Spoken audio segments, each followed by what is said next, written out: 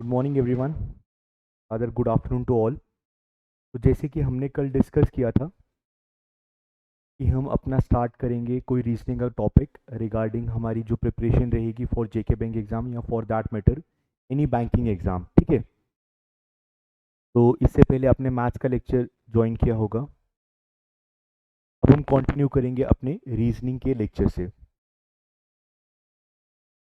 1 minute wait कर लेते हैं, then we will start.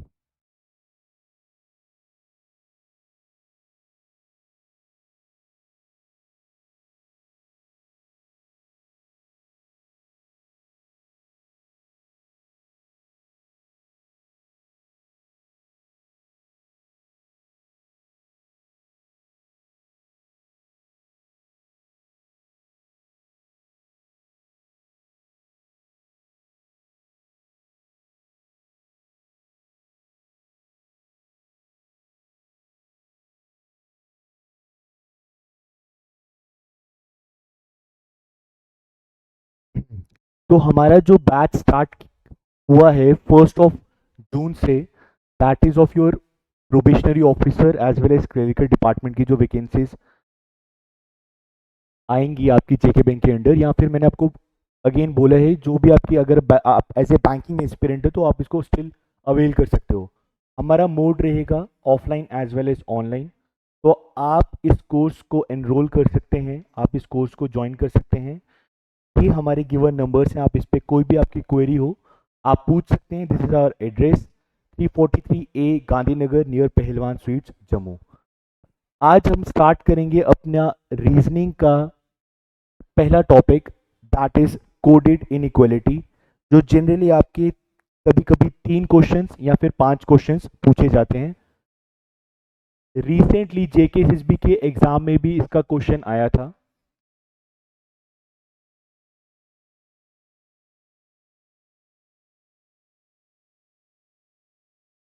Coded inequality,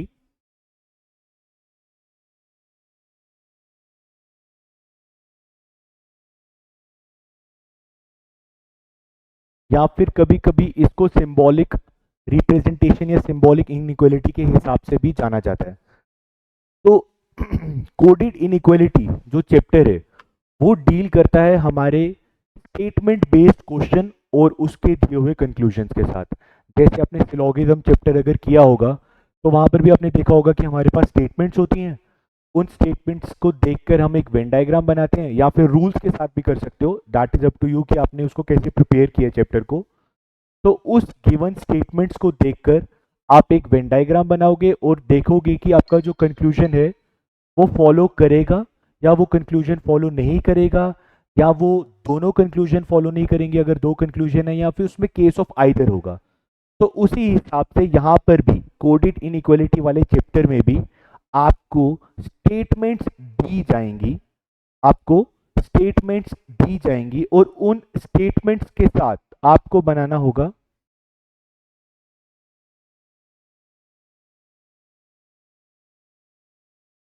उन स्टेटमेंट्स को देखकर आपको बनाना होगा अपना कंक्लूजन ड्रॉ करना होगा। जो आपकी गिवन स्टेटमेंट्स होंगी उनको देखकर आपको अपना कंक्लूजन ड्रॉ करना होगा। तो मतलब हमारा जो क्वेश्चंस जो पुटअप किए जाते हैं इन इक्वलिटी चैप्टर में वो स्टेटमेंट्स के ऊपर होंगे और उस स्टेटमेंट से बनाकर आपको कंक्लूजन देखना पड़ेगा। तो कोडेड इनइक्वालिटी जैसे शब्द दिख रहा है इसमें इनइक्वालिटी, तो हमको इसके रिगार्डिंग पहले समझना पड़ेगा कि जो स्टेटमेंट्स हमको मेंशन्ड होंगी इस चैप्टर में वो एक्चुअली में कौन सी स्टेटमेंट्स हैं। तो वो स्टेटमेंट्स होती हैं basically in the form of symbols, in the form of symbols, या फिर कहीं कहीं जगह पर इनको ऑपरेटर्स भी बोला जाता है। कहीं कहीं पे सिंबल्स बोलते हैं और कहीं कहीं पे ऑपरेटर्स बोलते हैं। तो कौन से ऐसे ऑपरेटर्स हैं या सिंबल्स हैं इन इक्वालिटी को, आइए देखते हैं। पहला सिंबल है ग्रेटर देन। ये आपने सिंबल देखा होगा, ग्रेटर देन।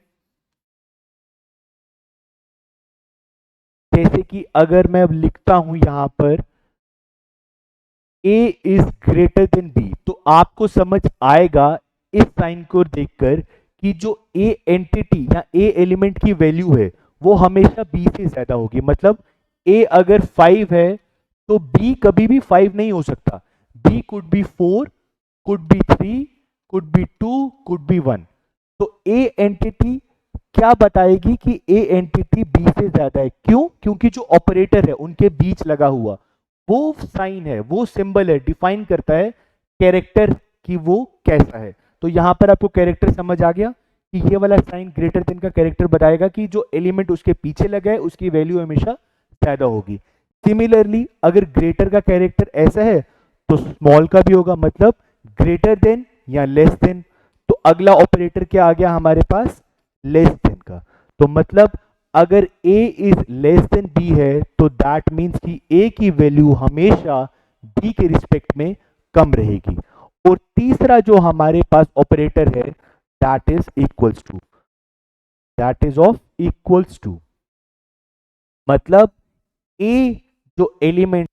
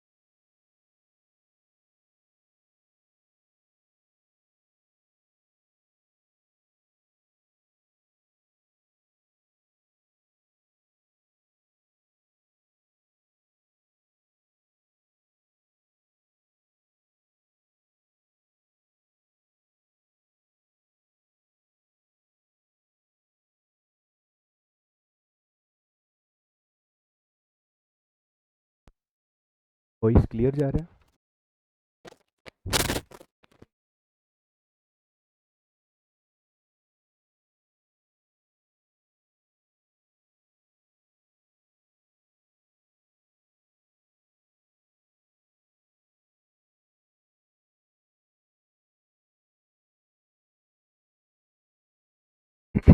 तो मैं आपको बता रहा था कि आपके जो क्वेश्चंस पुटअप किए जाएंगे वो on the basis of two categories generally होते हैं।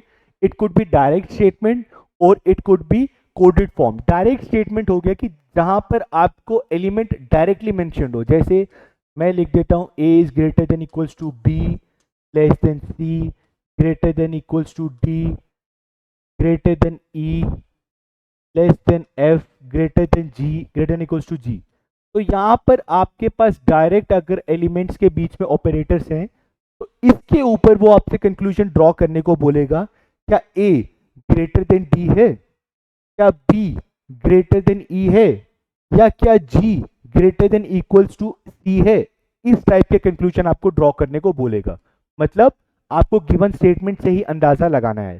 कोडेड फॉर्म हो गया कि अगर वो आपको कोड के हिसाब से देता है कि वो बोलता है A hash tag B means A is not smaller और ग्रेटर देन बी। ठीक है, वो बोलता है ए इज नॉट स्मॉलर और ग्रेटर देन बी। तो आप लोग बताओ, अगर ए ना बी से छोटा है और ए ना बी से बड़ा है तो व्हाट डज दैट मीन कि जो हैश टैग की वैल्यू है वो बेसिकली इक्वलिटी को दिखाती है। क्यों? क्योंकि वो ना छोटा है ना बड़ा है। That means A will be equals to B. तो यहां से आपको क्या होगा, आपको कोड को डिकोड करके अपना एक सिंबल को डिजाइन करना पड़ेगा या डिफाइन करना पड़ेगा। तो जनरली आपके पास दो टाइप के सिंबल होते हैं जहां पर आपको कोडेड इंफॉर्मेशन लेनी होती है। अब सवाल आता है, ये तो बात होगी कि स्टेटमेंट्स की। ठीक है, पहले हमने डिस्कस किया कि ऑपरेटर्स क्या हैं, उनके सिंबल्स क्या हैं जिनके ऊपर स्टेटमेंट्स पूछी जाएंगी।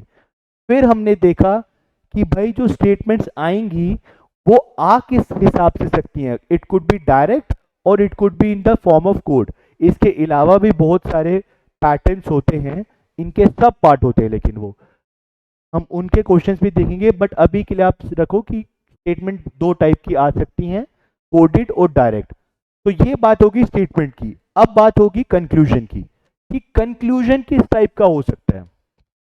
क्योंकि इवेंचुअली तो हमने कंक्लूजन ही ड्रॉ करना है ना अपनी गिवन स्टेटमेंट को देखकर। इवेंचुअली तो हमने कंक्लूजन ही ड्रॉ करना है अपनी गिवन स्टेटमेंट को देखकर। तो कंक्लूजन ड्रॉ करने के लिए हम क्या देखेंगे, कंक्लूजन ड्रॉ करने के लिए हम क्या देखेंगे कि हमारे पास कौन कौन से ऐसे केसेस आ सकते हैं कंक्लूजन में जो हम स्टेटमेंट को देख के डिराइव करते हुए समझ सकते हैं। जैसे कि पहला, कि भाई जो हमने स्टेटमेंट देखी जिसमें ऑपरेटर्स थे वो अफर्मेटिव ऑपरेटर्स इंफॉर्मेशन देते हैं, मतलब करेक्ट इंफॉर्मेशन मिल रही है हमको, 100% अफर्मेशन से बात समझ आ रही है। तो जब 100% अफर्मेशन से आप स्टेटमेंट समझ लोगे तो उसका क्या मतलब है कि कंक्लूजन जो ड्रॉ होगा वो हमेशा फॉलोज का ही होगा। मतलब क्या, मैं आपको बताता हूं। जैसे अगर मैं लिखता हूं यहां पे A is greater than B, अभी आप बोलोगे sir we can't be sure कि A is greater than B, character इसका 100% अफर्मेशन वाला है या नहीं। क्यों? क्योंकि अभी तक सर आपने हमको ए और बी की वैल्यू नहीं डिफाइन की है। तो हम कैसे अफर्मेशन के साथ बोल सकते हैं कि A is greater than B. ऐसे ही मैं आपको बोल देता हूं कि ए की वैल्यू 10 है और बी की वैल्यू 5 है। तो आपके पास क्या डेटा आया, आपके पास डेटा आया एक 100% अफर्मेशन करेक्ट डेटा।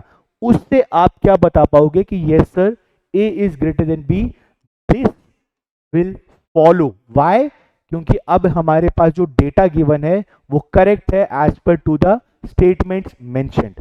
तो पहला कंक्लूजन जो हमारे पास ड्रॉ हो सकता है वो क्या होगा हमारे पास, 100% अफर्मेशन वाला।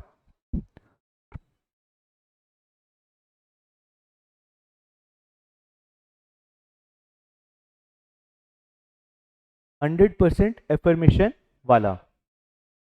नेक्स्ट हम देखते हैं कि क्या इसके अलावा भी कोई कंक्लूजन ड्रॉ हो सकता है।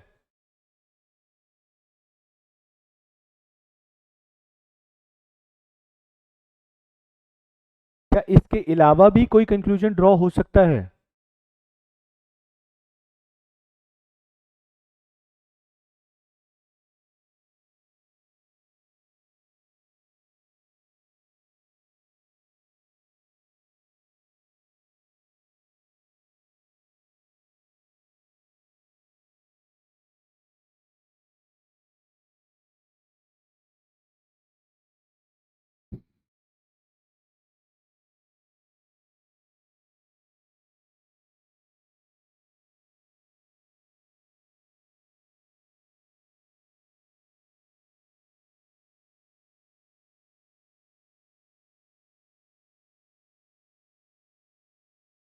तो देखो, ऑब्वियसली एक तो हो गया आपके पास 100% अफर्मेशन, तो that means it will follow. लेकिन ऐसा भी तो हो सकता है कि जो डेटा है उससे आप 100% अफर्मेशन नहीं निकाल पाओ। मतलब अगर मैं बोलता हूं ए की वैल्यू 5 और बी की वैल्यू 10, तो अब आप बोलोगे सर आप जो डेटा बता रहे हो और आप जो स्टेटमेंट में पूछ रहे हो that is not correct with each other. तो मतलब क्या कि जो आपकी information A is greater than B है और जो आप डाटा प्रोवाइड कर रहे हो वो क्या है, अलग अलग है। तो दैट मीन्स उस केस में हमारे पास कंक्लूजन फॉलो नहीं करेगा, नॉट फॉलोज। तो मतलब एक बार आपका हो सकता है कंक्लूजन फॉलो करे जहां पर आपके पास 100% एफर्मेशन है आपके पास डेटा की। Asif, buffering hang. Okay, give me a minute Asif, I will settle it.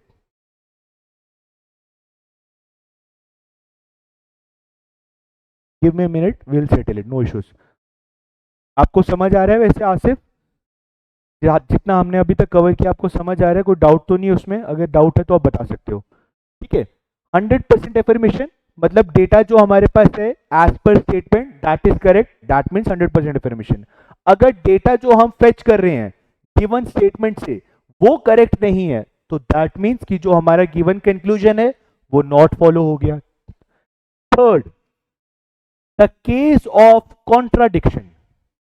कभी कभी केस ऑफ कॉन्ट्राडिक्शन होगा। वो केस ऑफ कॉन्ट्राडिक्शन क्या होगा वो हम आगे समझेंगे, बट कभी कभी कंक्लूजन में केस ऑफ कॉन्ट्राडिक्शन भी लगेगा। अभी आपको वो समझ नहीं आएगा क्योंकि मैंने आपको एक टेबल समझाना है, उसके बाद वो आपको समझ आएगा।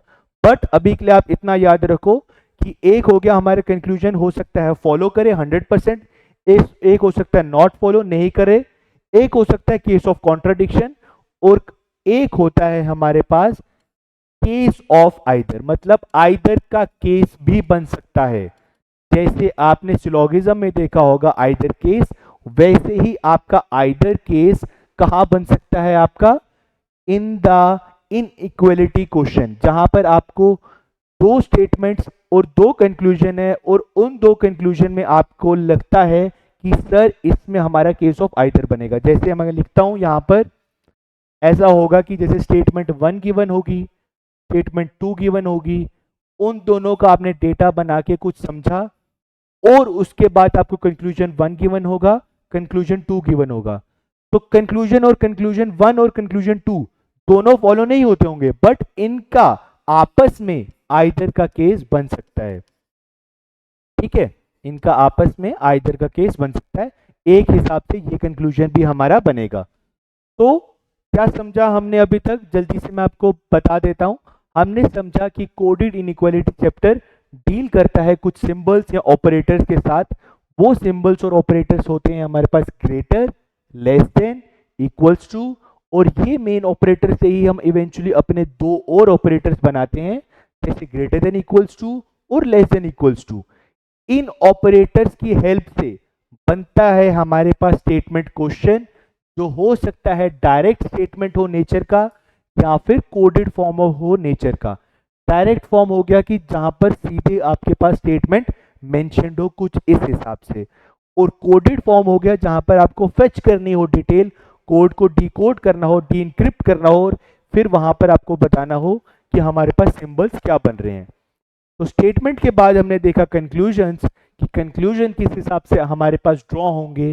वो होंगे हमारे पास, अगर 100% अफर्मेशन है तो फॉलो, अगर 100% अफर्मेशन नहीं होती है तो नॉट फॉलोज, कॉन्ट्राडिक्टरी, कंक्लूजन और केस ऑफ आइदर। अब समझते हैं कि हमारी अप्रोच क्या रहेगी on the basis of finding the right conclusion, कि हमारी अप्रोच रहेगी क्या। ऑपरेटर्स तो हमने समझ लिए और ये भी समझ लिया कि स्टेटमेंट कैसी होंगी, कंक्लूजन कैसे होंगे, बट अब हम समझते हैं कि हमारी अप्रोच कैसे रहेगी इन ऑपरेटर्स को डील करने के लिए। तो उसके लिए हमको एक टेबल समझना पड़ेगा। तो मैं टेबल बनाता हूं, आप भी अपनी कॉपीज के सामने टेबल बनाओ, कॉपीज जहां आपकी हैं उनके ऊपर टेबल बनाओ। Greater, greater than equals to, less than, equals to, less than, और बीच में मैं रखता हूं इक्वल्स टू। ठीक है,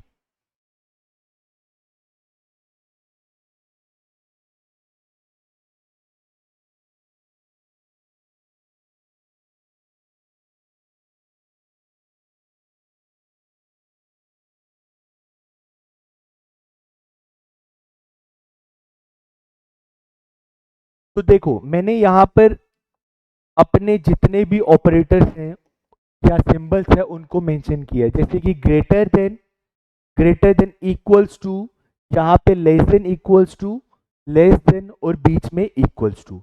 अब हम समझेंगे कि इनके कॉम्बिनेशंस क्या बन सकते हैं और इनके प्रेफरेंसेस या प्रायोरिटी कैसे सेट करनी है। तो देखो कभी भी आपके पास ग्रेटर और ग्रेटर देन इक्वल्स टू का कॉम्बिनेशन पूछा जाए, मतलब ग्रेटर और ग्रेटर देन इक्वल्स टू का कॉम्बिनेशन पूछा जाए, तो प्रेफरेंस दी जाएगी हमेशा the sign that is greater. तो मतलब in the combination of greater and greater than equals to, the preference shall be given to greater sign. ठीक है, पहला स्टेप। सेकेंड, ग्रेटर और ग्रेटर देन इक्वल्स टू का कॉम्बिनेशन समझ लिया। अब नीचे आते हैं, ग्रेटर देन इक्वल्स टू और इक्वल्स टू का कॉम्बिनेशन हो, अगर अगर ग्रेटर देन इक्वल्स टू और इक्वल्स टू का कॉम्बिनेशन हो, तो preference shall be given to greater than equals to. ठीक है, तो पहला हमने सेट पढ़ा ग्रेटर और ग्रेटर देन इक्वल्स टू का, उसमें देखा प्रेफरेंस ग्रेटर को दी जाएगी। सेकंड हमने देखा ग्रेटर देन इक्वल्स टू और उसकी प्रेफरेंस दी जाएगी ग्रेटर देन इक्वल्स टू को। मैं आपको समझा भी देता हूं, रटने की जरूरत नहीं है। देखो अगर मैं यहां लिखता हूं a is greater than b is greater than equals to c, ठीक है, बात समझना मेरी। आप बोलोगे सर आपने क्यों ऐसा किया, इसलिए मैं आपको डिकोड कर देता हूं। अगर मैं लिखता हूं a is greater than b is greater than equals to c, और कंक्लूजन में आपको बोलता हूं, पहला पहला कंक्लूजन बोलता हूं मैं आपको कि a greater than equals to c है, और दूसरा कंक्लूजन में बोलता हूं आपको कि a ग्रेटर देन c है।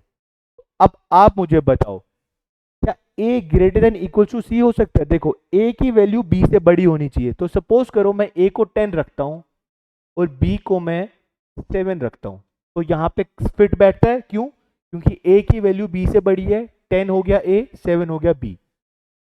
b की वैल्यू t से बड़ी भी हो सकती है और इक्वल्स टू मतलब इक्वल भी हो सकती है, मतलब ग्रेटर देन भी हो सकती है और ग्रेटर देन इक्वल टू मतलब इक्वल भी हो सकती है। मतलब जो b है वो c से बड़ा होगा ही होगा। तो b की अगर वैल्यू 7 है तो c की वैल्यू क्या हो सकती है? 6, 5, 4, 3, 2, 1 करके कुछ भी हो सकती है, जीरो के माइनस में भी जा सकते हो। और अगर इक्वल्स टू है तो c और b की वैल्यू 7 भी हो सकती है किसी केस में, क्योंकि इक्वल्स टू है ना, ग्रेटर भी हो सकता है और किसी केस में वो इक्वल भी हो सकता है। वो कंक्लूजन में मेरे को बोलता है कि a is greater than equal to c। अब आप मुझे बताओ a की वैल्यू 10 है और c की वैल्यू क्या हो सकती है? 7, 6, 5, 4, 3, 2, 1। क्या c की वैल्यू 7 से बड़ी हो सकती है? 8 हो सकती है? नहीं हो सकती, क्योंकि अगर 8 हो जाएगी वो तो फिर c is greater than b हो जाएगा, तो वो होगा हमारा केस ऑफ कॉन्ट्राडिक्शन। तो दैट मीन्स कि जब c की वैल्यू 7 से बड़ी हो ही नहीं सकती, तो c की वैल्यू a से हमेशा छोटी होगी। तो इतना तो मुझे समझ आ गया कि sir a is greater then c तो हमेशा होगा ही होगा। क्या a इक्वल टू c हो सकता है? नहीं हो सकता ना, क्योंकि c की वैल्यू जब 10 हो ही नहीं सकती तो a की वैल्यू c के बराबर में कैसे रखूंगा? इसीलिए ये फॉलो नहीं करता, और a is greater then c हमेशा होगा। क्यों? क्योंकि 10 की वैल्यू तो 7, 6, 5, 4, 3, 2, 1 इनसे हमेशा ज्यादा होगी होगी। इसीलिए कॉम्बिनेशन ऑफ ग्रेटर और ग्रेटर देन इक्वल्स टू में हमेशा प्रेफरेंस किसको दी जाती थी? ग्रेटर साइन को। ठीक है, क्योंकि आपकी वैल्यू हमेशा ग्रेटर ही रहेगी, वो कभी भी ग्रेटर देन इक्वल्स टू नहीं हो पाएगी, क्योंकि उनकी अपने एलिमेंट वैल्यू कभी भी मैच नहीं करेगी। ठीक है, तो इसीलिए हम जब कॉम्बिनेशन लेते हैं ग्रेटर और ग्रेटर देन इक्वल्स टू का, तो प्रेफरेंस देते हैं हमेशा ग्रेटर साइन को। आई होप आपको समझ आ रहा होगा। अगर आ रहा है तो एक बार कमेंट बॉक्स में ओके लिख दो, फिर हम मूव फॉरवर्ड करते हैं।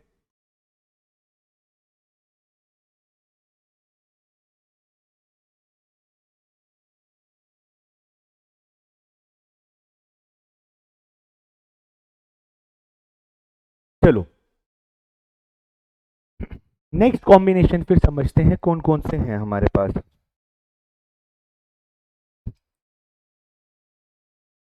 ग्रेटर और ग्रेटर देन इक्वल्स टू का कॉम्बिनेशन पढ़ लिया। नेक्स्ट कॉम्बिनेशन देखते हैं, ग्रेटर देन इक्वल्स टू और इक्वल्स टू का पढ़ लिया, ग्रेटर देन इक्वल्स टू। अब हम देखते हैं कि ग्रेटर और इक्वल्स टू में क्या होगा। ग्रेटर और इक्वल्स टू में आपको प्रेफरेंस देनी होगी हमेशा ग्रेटर साइन को, इसको देनी होगी ग्रेटर साइन को। तो तीन कॉम्बिनेशन हमने पढ़ लिए, greater, greater than equals to, greater than equals to और इक्वल्स टू, और ग्रेटर साइन और इक्वल्स टू। ठीक है, अगर इन तीनों के कॉम्बिनेशन का आपके पास क्वेश्चन आए जहां पर आपके पास ग्रेटर भी हो, ग्रेटर देन इक्वल्स टू भी हो और इक्वल्स टू भी हो, उसमें प्रेफरेंस किसको देनी है। जहां पे ग्रेटर भी हो, ग्रेटर देन इक्वल्स टू भी हो और इक्वल्स टू भी हो, वहां पर आपको हमेशा प्रेफरेंस देनी है ग्रेटर साइन को। क्लियर हो गई बात, कॉम्बिनेशन बन गए। और ये फैक्ट है, इसको आपको याद तो करना है, बट ये फैक्चुअली करेक्ट इंफॉर्मेशन है। जैसे मैंने आपको यहाँ फैक्चुअली करेक्ट समझाया ना, वैसे it is a factually correct statement. तो greater greater than equal to means greater will be preferred, greater than equal to और इक्वल टू में means greater than equal to will be preferred, greater और equal to में means greater will be preferred, और greater greater than equal to और equal to में greater will be preferred. Same basis पे आपका combination जो बनेगा,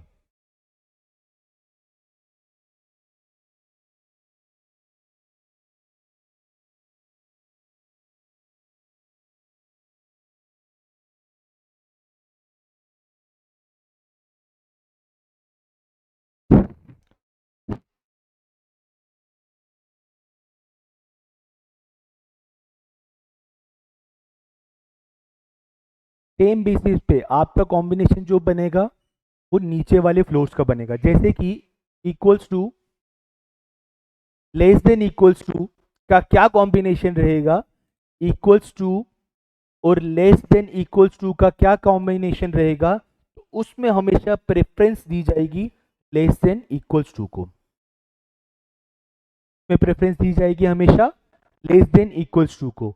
अगला कॉम्बिनेशन देखते हैं, अगर आपके पास इक्वल्स टू और लेस देन का पूछा जाए तो हमेशा याद रखना उस कॉम्बिनेशन में प्रायोरिटी दी जाती है लेस देन को।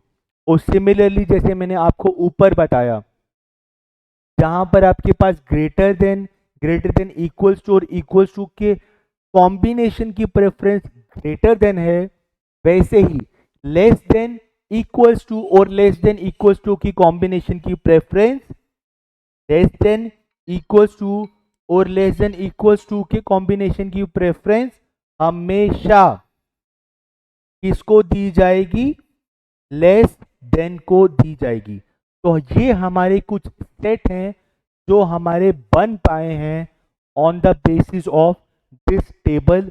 ये आपको याद रखने हैं, इन्हीं को देखकर हमको अपने क्वेश्चन सॉल्व करने हैं। एक बार मैं जल्दी से रिवाइज करवा देता हूं आपका। हमारे ऑपरेटर्स कौन से थे, greater, greater than equals to, less than equals to, less than और इक्वल्स टू। पहला कॉम्बिनेशन हमने देखा ग्रेटर साइन और greater than sign equals to का, वो है आपका ग्रेटर का।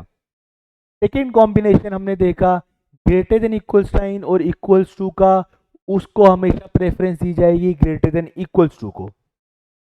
थर्ड कॉम्बिनेशन देखा ग्रेटर साइन और इक्वल्स टू का, उसमें प्रेफरेंस दी जाएगी ग्रेटर को। अभी आपको थोड़ा ऑड लग रहा होगा कि सर ये क्या याद करवा रहे हो, बट बच्चे इसी से आपके सारे क्वेश्चन एकदम से निकलेंगे। फिर इक्वल्स टू और लेस देन इक्वल्स टू का कॉम्बिनेशन होगा तो प्रेफरेंस दी जाएगी लेस देन इक्वल्स टू को। लेस देन और लेस देन इक्वल्स टू का साइन होगा तो प्रेफरेंस दी जाएगी लेस देन को, और इन तीनों का कॉम्बिनेशन होगा equals to, less than equals to और लेस देन, तो उसमें प्रेफरेंस दी जाएगी हमेशा लेस देन को। तो ये आपको कॉम्बिनेशंस याद रखने हैं एकदम से, ठीक है। और मैंने आपको बताया ये कोई रट्टा मारने वाली चीज नहीं है, it's not all about cramming, it's a factual data जो आप उसको मतलब होता है ना, एक एक होता है कि फॉर्मूला याद करना, और कुछ बच्चे फॉर्मूला डिराइव कर देते हैं। वो कहते हैं कि सर हम फॉर्मूला याद नहीं करते हैं, हम पेपर में ही डिराइव कर देते हैं फॉर्मूला। तो ये डिराइव भी कर सकते हो आप, बट क्योंकि डेटा सेम रहेगा उसमें, इसलिए मैंने आपको बताया कि आप इसको याद कर लो टेबल, ताकि आपको आसानी होगी। अब मैंने आपको बोला था वर्ड कॉन्ट्राडिक्शन कंक्लूजन में आता है, वो कब आता है? देखो, इन्हीं ऑपरेटर्स को अगर मैं सपोज करो अपने फ्लोर्स टाइप सिचुएशन में डाल दूं, जैसे कि मैं मानता हूं कि ये मेरा फर्स्ट फ्लोर है, ये मेरा फर्स्ट फ्लोर है, ये मेरा सेकंड फ्लोर है, और ये मेरा थर्ड फ्लोर है। ठीक है, ऐसे करके मैं मानता हूं। थर्ड फ्लोर पे मेरे पास ऑपरेटर्स हैं ग्रेटर और ग्रेटर देन इक्वल्स टू का, सेकंड फ्लोर पे मेरे पास है ऑपरेटर इक्वल्स टू का, और फर्स्ट फ्लोर पे मेरे पास ऑपरेटर है लेस देन इक्वल्स टू और लेस देन का। जब भी थर्ड फ्लोर और सेकंड फ्लोर आपस में डील करेंगे या आपस में इनका कॉम्बिनेशन बनेगा, तो हमेशा पाथ जो होगा वो ओपन रहेगा। मतलब क्या, कि जब भी आपको ग्रेटर देन से ग्रेटर देन इक्वल्स टू से इक्वल्स टू की मूवमेंट करनी होगी, तो जो पाथ रहेगा वो हमेशा ओपन रहेगा। मतलब थर्ड फ्लोर और सेकंड फ्लोर का कॉम्बिनेशन हमेशा ओपन रहेगा। सिमिलरली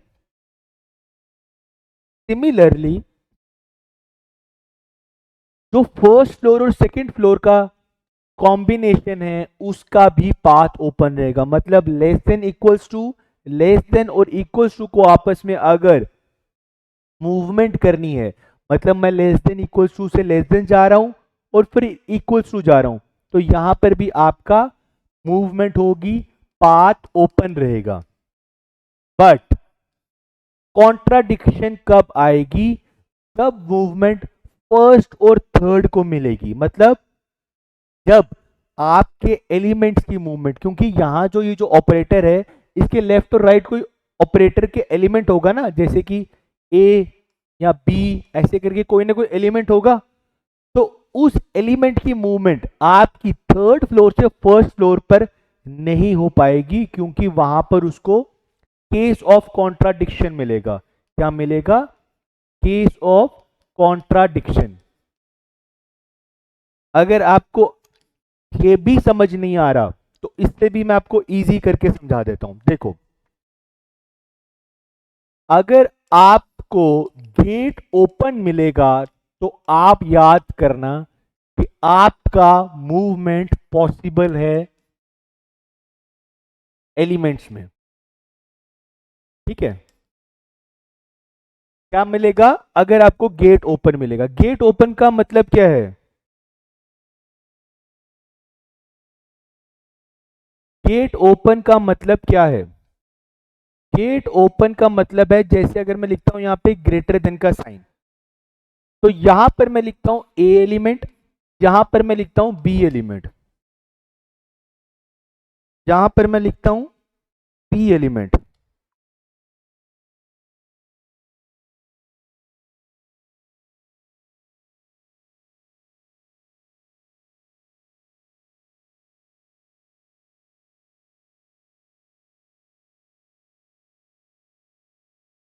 अब मुझे ए से अगर बी की तरफ जाना है, तो देखो ये नोडल पॉइंट ओपन है, ये नोडल पॉइंट ओपन है, तो उसकी मूवमेंट हो सकती है। तो जब आपको गेट ओपनिंग मिले तो वहां पर आपकी मूवमेंट ऑन है, मूवमेंट ऑन है। और जहां पर आपको गेट क्लोज दिखे, ये मैं आपको बता रहा हूं इनकेस आपको अगर ये याद ना हो पाए, फ्लोर्स की कॉन्ट्राडिक्टरी मूवमेंट ना याद हो पाए, तो आप गेट को याद कर लो। अगर आपको गेट क्लोज्ड दिखे, मतलब अगर सपोज करो बी को डी की तरफ जाना है और बी को आगे साइन लिखा है B is less than D, तो ये क्या सिग्निफाई कर रहा है? ये सिग्निफाई कर रहा है that the gate is closed.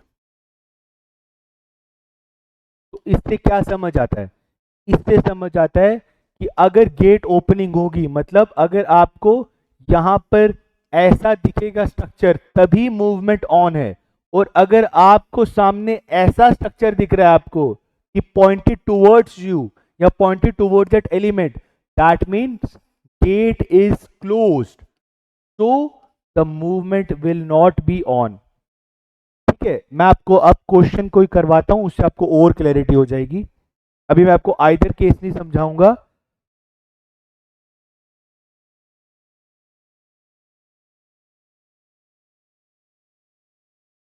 अभी मैं आपको आइदर केस नहीं समझाऊंगा. आइदर केस हम नेक्स्ट क्लास में करेंगे, नहीं तो बहुत सारी इंफॉर्मेशन एक साथ आ जाएगी, एब्जॉर्ब करना भी थोड़ा डिफिकल्ट हो जाएगा. अभी मैं आपको बताता हूं कि कैसे मूवमेंट को देखना है. सपोज करो मैं एक स्टेटमेंट लिख रहा हूं, A is greater than equals to B, less than C, greater than equals to D, less than E, greater than F, greater than equals to G. ठीक है, ये मैंने कुछ स्टेटमेंट लिख दी. पहला कंक्लूजन में लिखता हूं A is greater than F.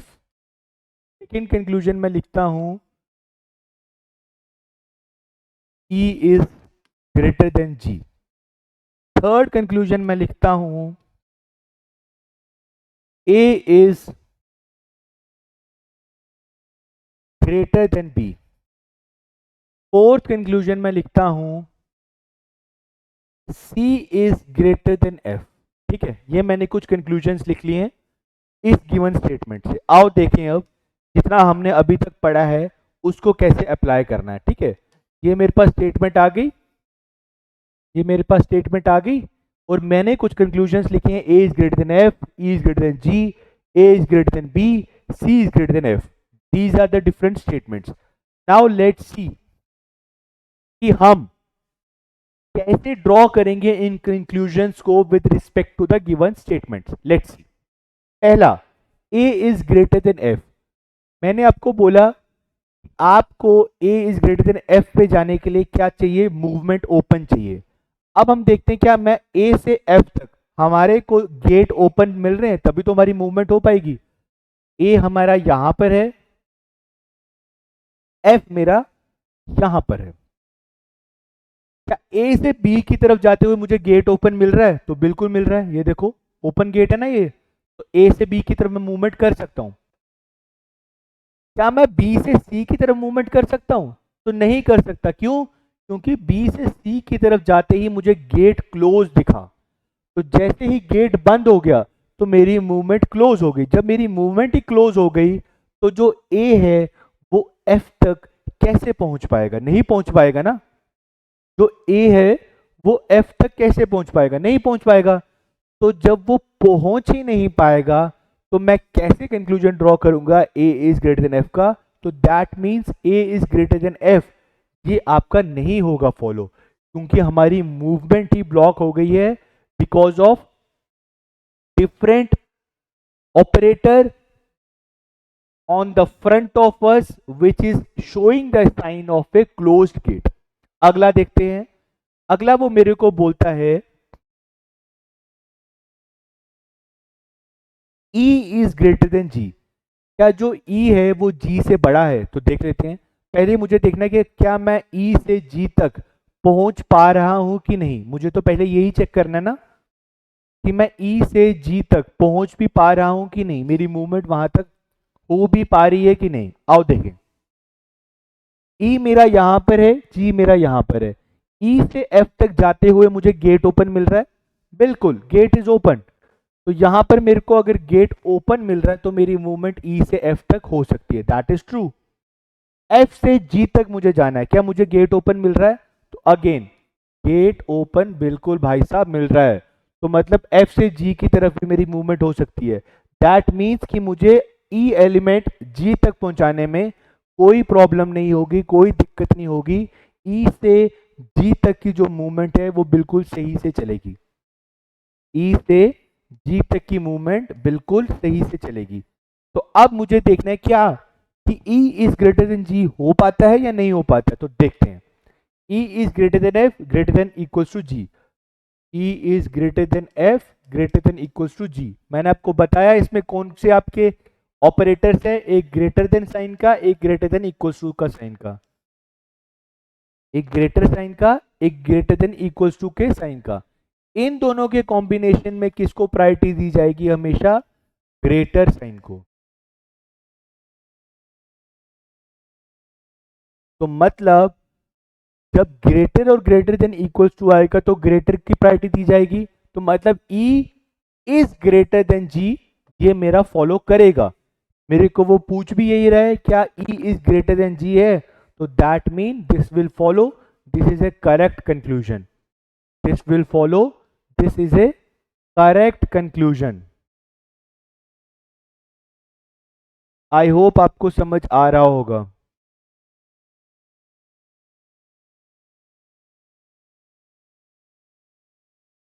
I hope आपको समझ आ रहा होगा कि कैसे कंक्लूजन हमने ड्रॉ किए हैं। Next, A is greater than B, A is greater than B, A से बी तक तो मैं जा सकता हूं, क्यों? क्योंकि मेरे पास गेट ओपन है।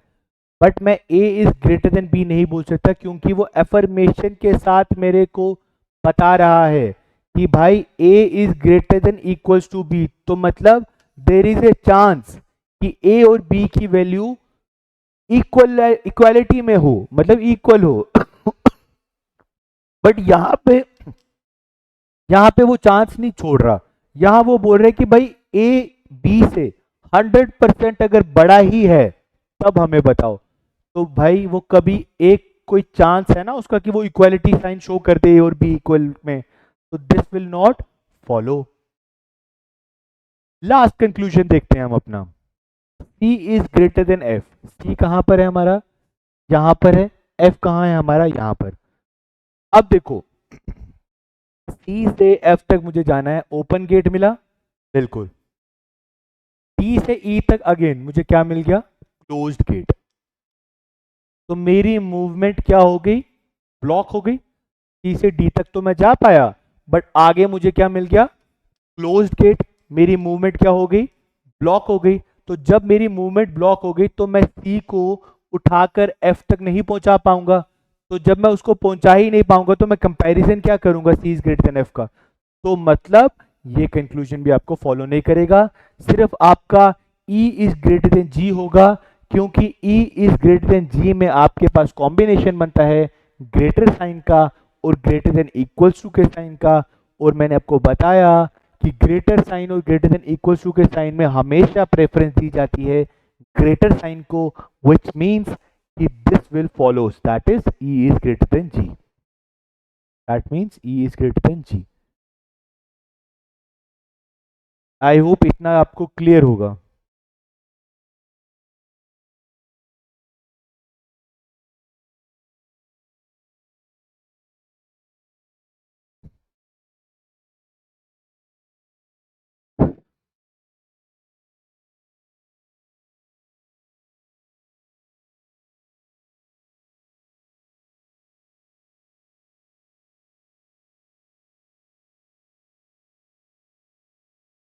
चलो फिर आओ कुछ क्वेश्चंस देखते हैं इसके, फिर आओ कुछ क्वेश्चंस देखते हैं।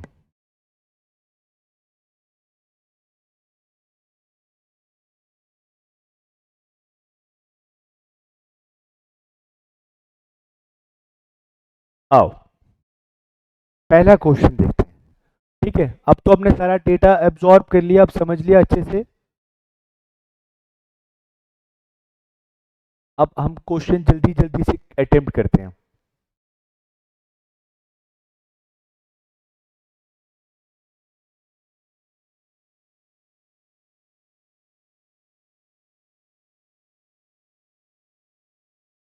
फर्स्ट क्वेश्चन, स्टेटमेंट दी है, कंक्लूजन बोल रहा है G is less then F, बोल रहा है G is less then F। G is less then F का क्या मतलब है? F is greater than G, एक ही बात है। G is less then F बोलो या F is greater than G, एक ही बात है। लेट्स सी, क्या हम F से G की तरफ मूव कर सकते हैं? मेरा F एलिमेंट ये है, मेरा G एलिमेंट ये है। Let's see the movement, open gate, but again D से E की तरफ मुझे क्या मिल रहा है? Closed gate. ठीक है, मुझे क्या मिल रहा है? Closed gate. तो मेरी मूवमेंट क्या हो गई? ब्लॉक हो गई। तो दैट मीन्स कि कंक्लूजन 1 मेरा फॉलो नहीं करेगा। Second conclusion, C is greater than G। C मेरा कहां है? यहां पर है। G मेरा कहां है? यहां पर है। लेट्स सी, क्या मैं सी से जी तक की मूवमेंट कर सकता हूं? देखते हैं। सी से डी की तरफ जा रहा हूं, मुझे क्या मिल रहा है? Open gate. क्योंकि इक्वल्स टू तो इस ओपन गेट ना, यहां से भी आप एंटर कर सकते हो इक्वल्स टू में, और यहां से भी कर सकते हो। It's a open gate from both sides equals to, ठीक है। तो सी से डी की तरफ मुझे क्या मिला? Open gate. डी से ए की तरफ जाने में अगेन मेरे को क्या मिल रहा है? Open gate. अगेन मेरे को क्या मिल रहा है? Open gate. क्योंकि यहां देखो greater than equals to sign है, ये मेरे को क्या दिखा रहा है? ओपन। इक्वल्स टू का साइन भी क्या दिखा रहा है? ओपन। मतलब मैं एंटर हो सकता हूं, तो बिल्कुल। तो डी से ए की तरफ भी मैं एंटर हो गया। अब ए से जी की तरफ भी मुझे क्या मिल रहा है? Again open gate. तो मतलब एक बात तो क्लियर है कि सी से जी की तरफ जाते हुए मुझे मूवमेंट में कोई प्रॉब्लम नहीं आएगी। मतलब सी से जी की तरफ मैं जा पाऊंगा। अब देखते हैं वो जो मुझसे पूछ रहा है क्या वो पॉसिबल है या नहीं। वो मुझसे पूछ रहा है C is greater than G. Combination of operators देखते हैं। Equals to, greater than equals to और ग्रेटर देन। क्या इस कॉम्बिनेशन ऑफ ऑपरेटर्स के साथ मैं कंक्लूजन ड्रॉ कर सकता हूं ग्रेटर का? तो मैंने आपको बोला था कि जब कभी आपके पास equals to, greater than equals to और ग्रेटर देन का कॉम्बिनेशन हो, the preference shall be given to greater than sign, which means C is greater than G, that is true. So C is greater than G, it will follow. तो only conclusion second will be true. तो मतलब B option इसका correct होगा। B option इसका correct होगा। I hope आपको अच्छे से अब क्लियर हो चुका होगा कि कैसे हमने इन क्वेश्चंस को एग्जामिन करके ऑपरेट करना है। ठीक है, मैं बहुत ज़्यादा एक्सप्लेन करके समझा रहा हूँ, इतना इसको एक्सप्लेन करके नहीं करना होता है। इसको 30 सेकेंड्स का क्वेश्चन होता है, यहीं से आपको देख कर बता देना होता है। चाहे वो कोडेड फॉर्म में आए तब भी 30 सेकेंड्स का क्वेश्चन ही होता है ये। बट क्योंकि अभी मैं आपको प्रैक्टिस करवा रहा हूँ, इसलिए मैं आपको इतना इन डेप्थ बार बार समझा रहा हूँ। ठीक है, जब आप भी इसमें प्रैक्टिस कर लोगे तो इतना टाइम मत लगाना, जल्दी से हो जाते हैं क्वेश्चन। चलो सेकंड क्वेश्चन पे आते हैं।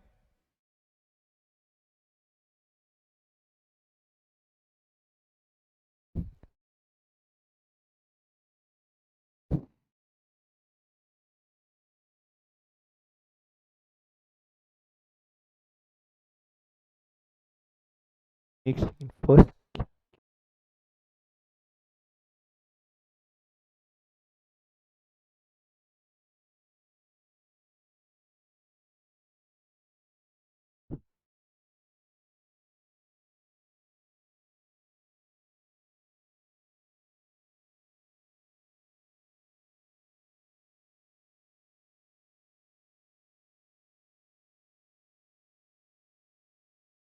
चलो नेक्स्ट क्वेश्चन करते हैं। इन क्वेश्चन क्या बोल रहा है वो? स्टेटमेंट दी है, पहला कंक्लूजन बोल रहा है N is greater than L.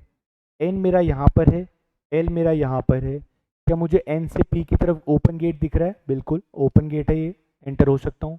P से जी की तरफ भी मेरे को ओपन गेट दिख रहा है। थोड़ा मैं इसको बड़ा कर दूँ आप लोगों के लिए। अब ठीक है, ठीक है।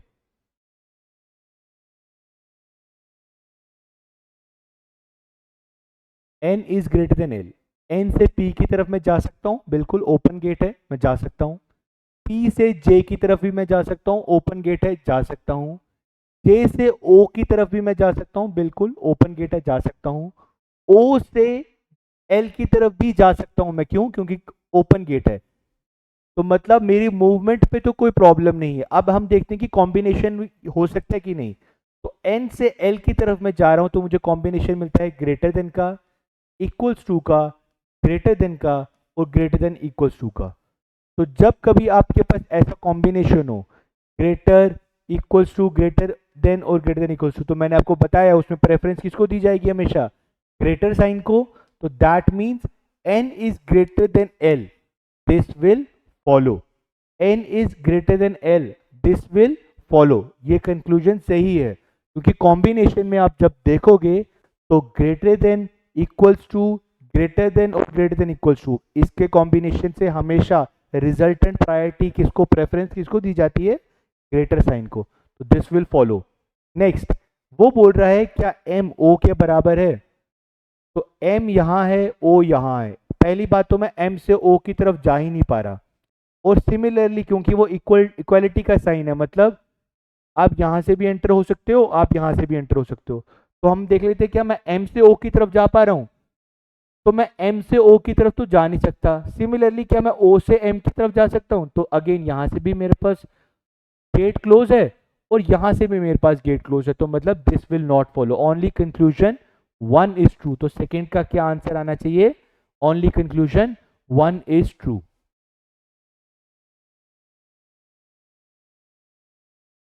आओ करते हैं अब हम थर्ड क्वेश्चन।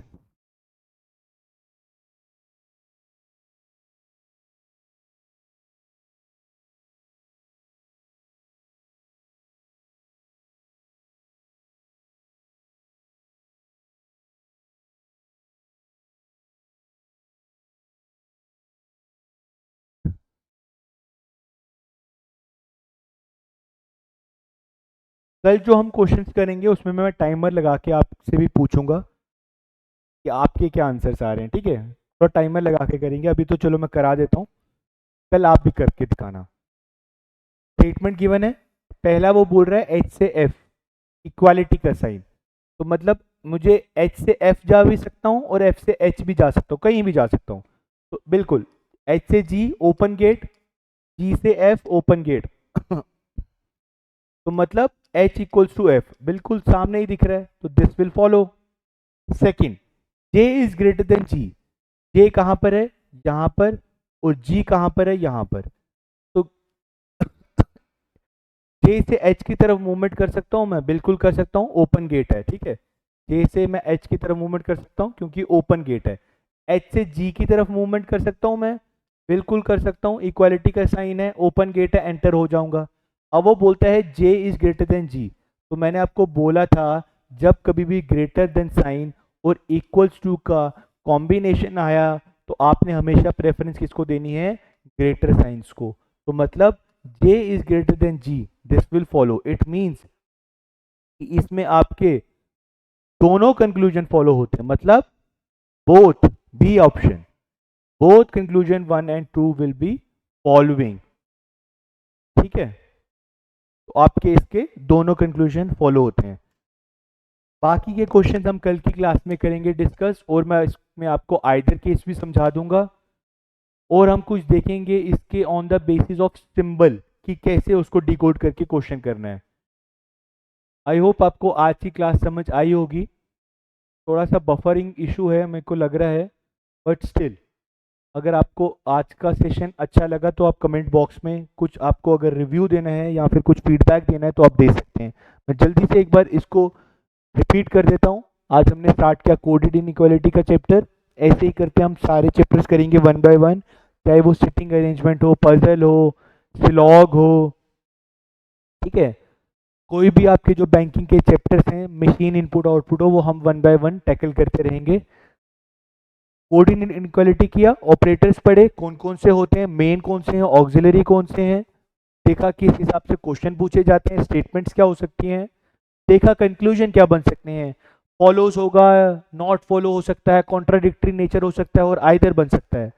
फिर देखा कि इनके कॉम्बिनेशंस कैसे जज करेंगे हम, कि अगर कॉम्बिनेशंस आए तो उनको जजमेंट कैसे देंगे, तो वो हमने देखा कि ग्रेटर देन और ग्रेटर देन इक्वल्स टू का कॉम्बिनेशन क्या कहलाता है, ग्रेटर देन इक्वल्स टू और इक्वल्स टू, ऐसे करके हमने सारे कॉम्बिनेशंस देखे और उनमें समझा कि रिजल्टेंट प्रायोरिटी हमने किसको देनी है वो समझा।